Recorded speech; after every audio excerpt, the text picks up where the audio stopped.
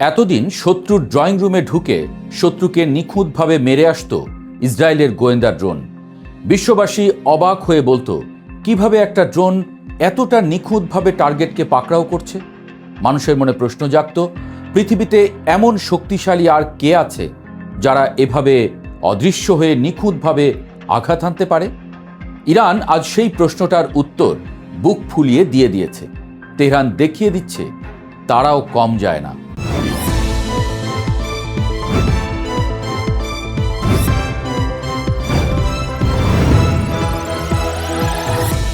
Saudi আরবের রাজধানী রিয়াদের অত্যন্ত সুরক্ষিত কূটনৈতিক পাড়া, যেখানে কড়া পাহারায় থাকে মার্কিন দূতাবাস। সেই দূতাবাসের ভেতরে থাকা সিআইএ অফিসে যখন ইরানের ক্ষেপণাস্ত্র এসে আছড়ে পড়ল, বিশ্লেষকরা বলছেন তখন কেবল একটি ভবন ধসেনি, ধসে পড়েছে দশকের পর দশক ধরে গড়ে তোলা মার্কিন গোয়েন্দা শ্রেষ্ঠত্বের দম্ভ। দ্য ওয়াল স্ট্রিট জার্নাল বলছে মার্কিন দূতাবাসের একাংশ ব্যাপকভাবে ক্ষতিগ্রস্ত হয়েছে। নিশ্ছিদ্র নিরাপত্তার ঘেরাটোপে থাকা মার্কিন দূতাবাসে সিআইএর দফতরে কিভাবে ড্রোন হামলা, তা নিয়েই প্রশ্ন উঠতে শুরু করেছে। প্রতিবেদন অনুযায়ী যদি দিনের বেলায় এই হামলা হতো তাহলে অনেক প্রাণহানি ঘটত।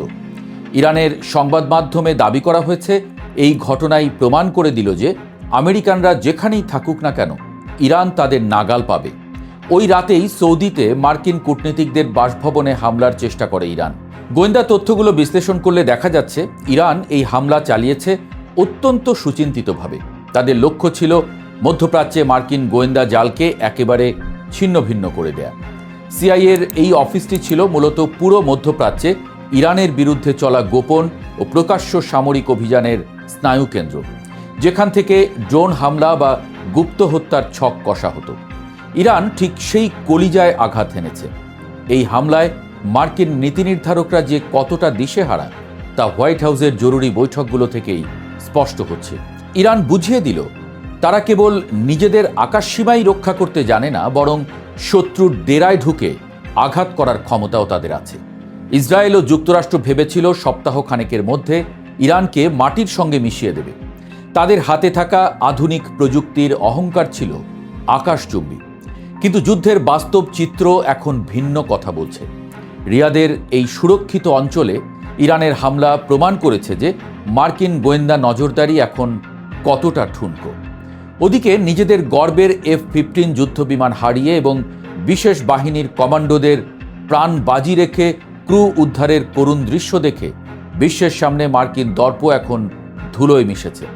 ইরান কেবল লড়ছে না, ইরান এখন মার্কিন মাতব্বরীকে রীতিমতো চ্যালেঞ্জ ছুড়ে দিচ্ছে। আনন্দবাজার পত্রিকা বলছে তেহরান এখন এমন প্রযুক্তি ব্যবহার করছে যা যে কোনো উচ্চমাত্রার জ্যামিং ব্যবস্থাকে ফাঁকি দিতে সক্ষম। পেন্টাগন যেখানে দাবি করছিল তারা ইরানের আক্রমণাত্মক সক্ষমতা প্রায় শেষ করে দিয়েছে, সেখানে রিয়াদের প্রাণকেন্দ্রে এই হামলা সেই দাবিকে কেবল মিথ্যাই নয়, রীতিমতো হাস্যকর প্রমাণ করেছে। মধ্যপ্রাচ্যের ভূরাজনীতিতে গত কয়েক দশকে এমন কৌশলগত বিপর্যয় ওয়াশিংটন আর দেখেনি। মার্কিন প্রেসিডেন্ট ডোনাল্ড ট্রাম্প এখন একদিকে অভ্যন্তরীণ জনমতের চাপে কোণঠাসা, অন্যদিকে যুদ্ধক্ষেত্রে পরাজয়ের গ্লানিতে অস্থির। তিনি এখন এতটাই দিশেহারা যে ইরানের বিরুদ্ধে এমন এক মারণাস্ত্র ব্যবহারের প্রস্তুতি নিচ্ছেন যা নিয়ে খোদ পেন্টাগনের ভেতরেই শুরু হয়েছে তীব্র বিতর্ক। মার্কিন প্রতিরক্ষা সূত্রের খবর অনুযায়ী প্রচলিত যুদ্ধের সীমাবদ্ধতা কাটিয়ে উঠতে যুক্তরাষ্ট্র এখন ইরানের বিরুদ্ধে অপ্রচলিত এবং চরম বিধ্বংসী কোনো প্রযুক্তি ব্যবহারের গোপন প্রস্তুতি নিচ্ছে। হোয়াইট হাউসের কর্মকর্তাদের একাংশ মনে করছেন ইরানের শক্তিশালী ভূগর্ভস্থ বাংকার এবং ক্ষেপণাস্ত্রের মজুদ ধ্বংস করতে হলে সাধারণ বোমা বা মিসাইল যথেষ্ট নয়। তারা এখন ডিরেক্টেড এনার্জি ওয়েপন বা মাইক্রোওয়েভ অস্ত্রের মতো বিধ্বংসী কিছু ব্যবহারের পরিকল্পনা করছে, যা নিমেষেই ইরানের পুরো ইলেকট্রনিক্স ব্যবস্থা পুড়িয়ে দেবে। তবে এই ধরনের মারণাস্ত্র ব্যবহারের হুমকি আন্তর্জাতিক আইনের পরিপন্থী হওয়ার পাশাপাশি বৃহত্তর যুদ্ধের ঝুঁকি বাড়িয়ে দিচ্ছে।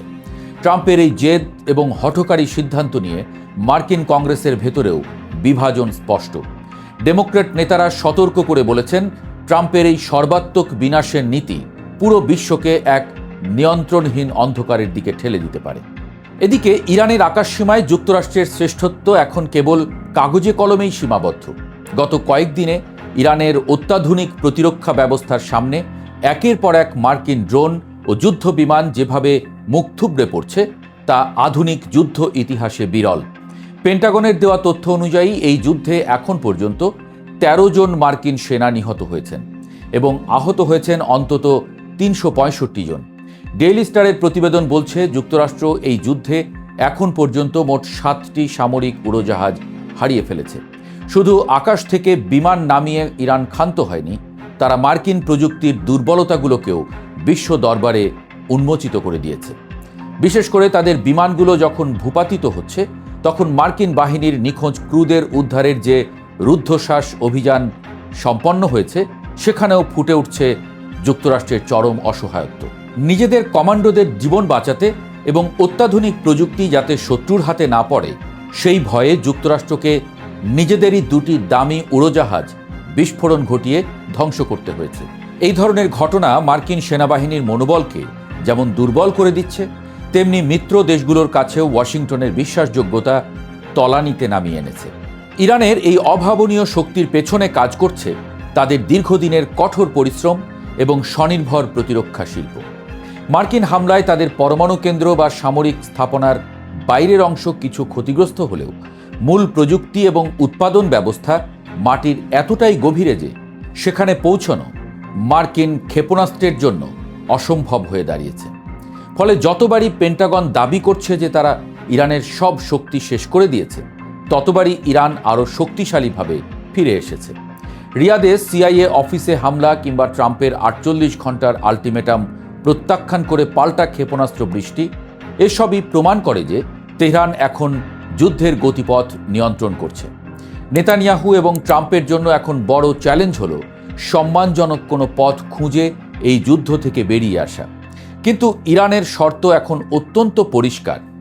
আগে সব ধরনের আগ্রাসন বন্ধ করতে হবে এবং দীর্ঘমেয়াদী চুক্তিতে আসতে হবে। তেহরানের শীর্ষ নেতৃত্ব সাফ জানিয়ে দিয়েছে তারা কোনো হুমকির কাছে নতি স্বীকার করবে না। যুদ্ধের এই ৩৯তম দিনে এসে পুরো বিশ্ব এক চরম অনিশ্চয়তার মুখে। একদিকে ট্রাম্পের জেদ, অন্যদিকে ইরানের ইস্পাত কঠিন প্রতিরোধ। ইসরায়েলও এখন বুঝতে পারছে যে ইরানকে দমানো যতটা সহজ ভাবা হয়েছিল, বাস্তবতা তার চেয়ে অনেক বেশি কঠিন। ইরানের ক্ষেপণাস্ত্রগুলো যখন একের পর এক মার্কিন ও ইসরায়েলি প্রতিরক্ষা ব্যূহ ভেদ করে লক্ষ্যস্থলে আঘাত হানছে, তখন সামরিক বিশেষজ্ঞদের কপালেও চিন্তার ভাঁজ পড়ছে। তারা বলছেন, মধ্যপ্রাচ্যে শক্তির ভারসাম্য এখন নাটকীয়ভাবে বদলে গেছে। ইরান কেবল একটি আঞ্চলিক শক্তি হিসেবে নয়, উল্টো বৈশ্বিক পরাশক্তিগুলোর জন্য এক মস্ত বড় মাথা ব্যথা হিসেবে আবির্ভূত হয়েছে। রিয়াদের হামলার পর মার্কিন নীতি নির্ধারকরা এখন নতুন করে ভাবছেন তারা কি আসলেই ইরানকে পরাজিত করতে পারবে, নাকি এই যুদ্ধ কেবল তাদের অপরাজেয় ইমেজের কফিনে শেষ পেরেক ঠুকে দেবে। ইরান কেবল নিজেদের রক্ষা করছে না, তারা মধ্যপ্রাচ্যের পুরো মানচিত্র থেকেই মার্কিন আধিপত্যের চিরচেনা দর্প মুছে দেওয়ার লক্ষ্য নিয়ে এগিয়ে যাচ্ছে। ট্রাম্পের হুঙ্কার কিংবা নতুন মারণাস্ত্রের ভয়, কোনো কিছুই যে ইরানের অগ্রযাত্রাকে রুখতে পারছে না, যুদ্ধের চলমান পরিস্থিতি তার সবচেয়ে বড় প্রমাণ। তেহরানের শক্তিমত্তা এখন আর কেবল আঞ্চলিক শক্তি নয়, তা বিশ্ব শক্তির ভারসাম্যে বড় ধরনের পরিবর্তনের ইঙ্গিত দিচ্ছে। শেষ পর্যন্ত এই যুদ্ধের পরিণতি কি হবে তা সময়ই বলবে। তবে এটুকু নিশ্চিত যে ইরান এখন আর কেবল কোণঠাসা কোনো শক্তি নয়, তারা এখন যুদ্ধের ময়দানে পাল্টা আঘাত হানার এক দুর্ধর্ষ খেলোয়াড়।